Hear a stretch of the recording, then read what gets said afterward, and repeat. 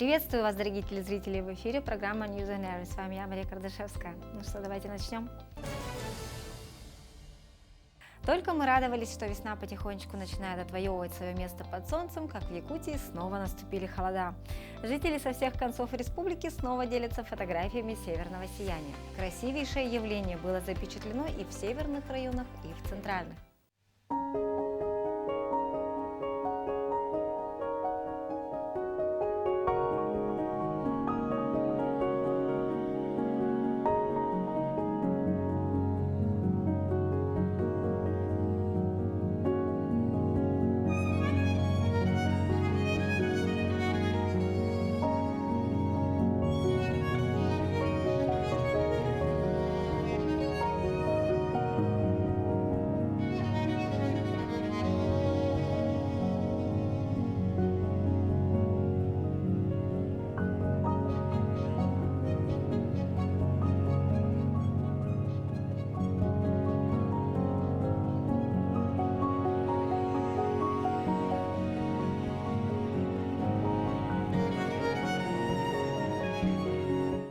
Тем временем заядлые рыбаки активно занимаются своим любимым зимним видом отдыха – подледной рыбалкой. Один из них сделал замечательное видео и подписал его комментарием «Подледная рыбалка – лучший отдых».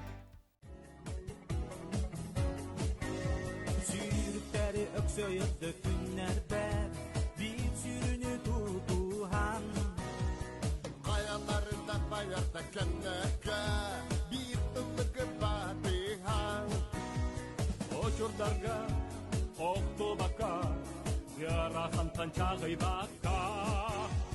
Tukutsokan, karabaka, awa utunayan yaka.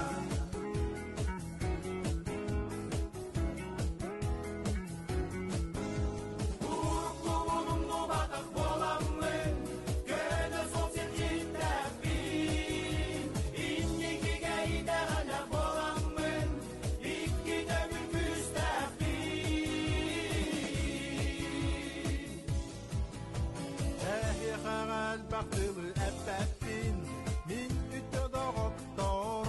В одном из предыдущих выпусков мы рассказывали о чистокровной якутской лошади, о ее силе, выносливости и способности добывать себе пропитание из-под глубокого снега. И сегодня мы наткнулись в сети на видео, на котором ярко продемонстрирована эта способность. Давайте посмотрим.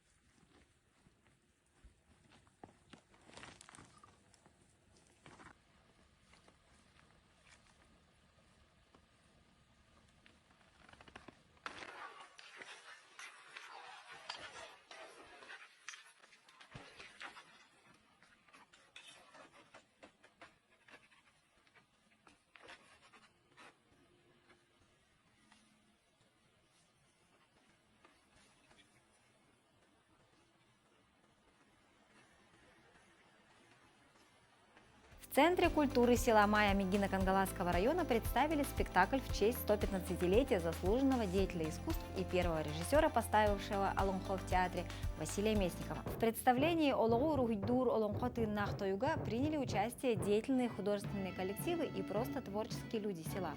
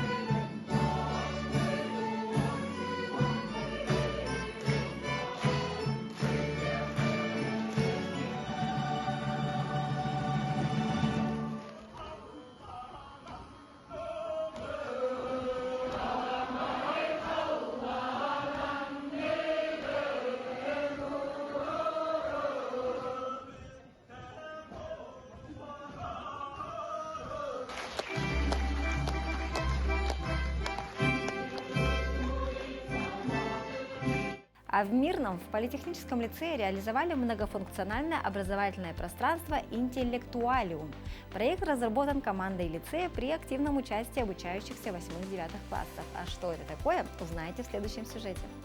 Основная цель социально-общественного проекта в политехническом лицее – это создание уютной и комфортной современной образовательной среды, где ученики могут не только отдохнуть, поиграть, но и реализовать свои образовательные потребности. Команда политехнического лицея принимала участие в грантовом конкурсе «Территория Алроса» с проектом «Многофункциональное образовательное пространство». В разработке этого проекта принимали участие педагоги, ученики наших 8-9 классов студии «Промышленный дизайн» Центра «Точки роста», ну и наши родители, конечно. Проектом предусмотрена установка настенных просветительских и профориентационных стендов для обучающихся средней и старшей школы. Но для детей начальной школы в холле размещена композиция «Эмоции», которая прекрасно украшает пространство и занимает детей во время перемены. В первую очередь этот холл предназначен для удобства учебы, для удобства подготовки к экзаменам.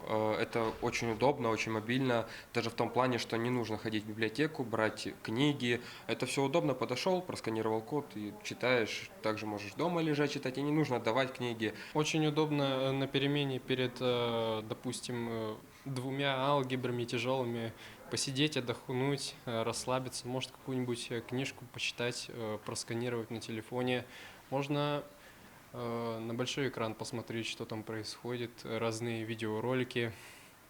В общем, очень удобно и, самое главное, красиво сделали. Многофункциональное образовательное пространство «Интеллектуалиум» предназначено для развития интеллектуальных способностей и познавательных интересов обучающихся. Ведь благодаря влиянию новых технологий ученики научатся новым навыкам, которые пригодятся им во взрослой жизни. Анна Васильева, Мирный. И о спорте. В Алдане стартовал региональный турнир по мини-футболу среди юношеских команд за Кубок Витязя. Кроме хозяев, в соревновании участвуют еще 7 молодежных команд из 3 регионов Дальнего Востока. Турнир по мини-футболу на Кубок Витязя впервые прошел в Алдане в прошлом году. Тогда в нем приняли участие 5 юношеских команд, 4 из которых представляли города республики. На этот раз турнир собрал 8 соперников. К футболистам из районов Якутии присоединились хабаровчане и Чита. На победный результат настроены как тренеры, так и игроки. У любого спортсмена настрой всегда один – это побеждать. А как уж пойдет игра, посмотрим. Конечно, мы нацелены на призовые места. Конечно же, боевой. Мы очень долго к нему готовились и думаю, что мы выиграем. Есть прорехи где-нибудь в обороне, в нападении, как вы считаете? Нет, такого нет, потому что у нас все игроки заряжены, и мы готовы победить. Организовать подобные соревнования непросто, однако трудолюбие тренеров и энтузиазм фанатов футбола пробивают административные и финансовые барьеры. В итоге получается спортивный зрелищный праздник, который идет на пользу всем участникам мероприятия. Это очень тяжело. Я знаю, сколько труда нужно, чтобы отправить команду. Это не борьба, не бокс, а командный вид спорта. И как минимум человек 10 едет. И нужны деньги, средства на питание, на проживание, на проезд. Так что я очень благодарен командам, которые приехали с Хабаровска, с Читы, с города Якутска. И вообще организаторам, которые организовали этот турнир. В России футбол держится на энтузиастах. Вот если есть в городе, есть в районе энтузиаст, значит он будет. Если его нету, несмотря на какие поддержки властей, его никогда не будет. Нужен человек, который любит.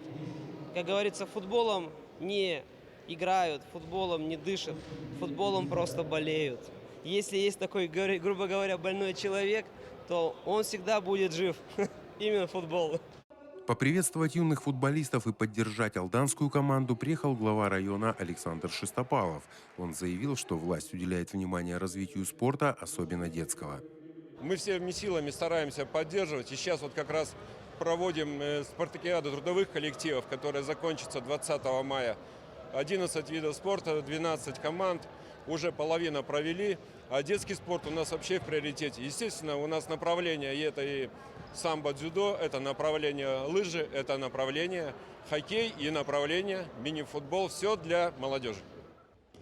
Победитель определится по итогам круговых встреч, которые продлятся 3 дня. А организаторы турнира уверены, что на следующий год борьба за кубок соберет еще больше участников и партнеров, которые вложат инвестиции в развитие юношеского футбола и спорта.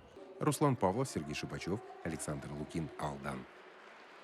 И на этом у нас пока все. Спасибо, что были с нами. Свои интересные новости присылайте на наш телеграм-канал, ссылку на который видите на своих экранах. С вами была Мария Кардашевская. Увидимся в эфире.